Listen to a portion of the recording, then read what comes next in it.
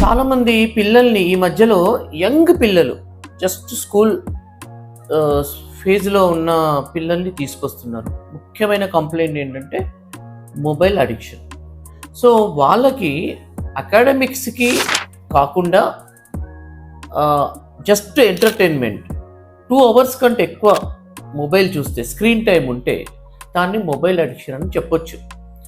So, దీనివల్ల ఆహ్, స్లోగా ఏమవుతుందంటే ఆ స్క్రీన్ టైమ్ పెరుగుతూ వెళ్తుంది. ఎందుకంటే ఇది ఒక బిహేవియరల్ అడిక్షన్ అన్న విషయం గ్రహించాలి. ఒక ఆల్కహాల్ తీసుకుంటే ఒక్క పెగ్గు, 2 పెగ్గులకే మొదటిసారి కిక్ వస్తది. కానీ కొన్ని రోజుల తర్వాత 3, 4 పెగ్గులు తీసుకుంటే గానీ అదే కిక్ రాదు. సేమ్ అదే ఇక్కడ కూడా అప్లికబుల్ అయితది. సో, చూస్తుంటే గ్రాటిఫికేషన్ కోసం ఎక్కువగా చూస్తారు.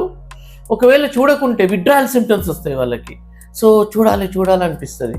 సో, అందువల్ల ఈ విత్‌డ్రాయల్ సింప్టమ్స్ రావడము, ఇది స్క్రీన్ టైమ్ పెరగడము, తర్వాత స్లోగా డిపెండ్ అయిపోతారు దాంట్లో. సో, ఈ విషయము తల్లిదండ్రులు ఖచ్చితంగా గ్రహించాలి. వాళ్ళ మీద ఒక దృష్టి పెట్టాలి.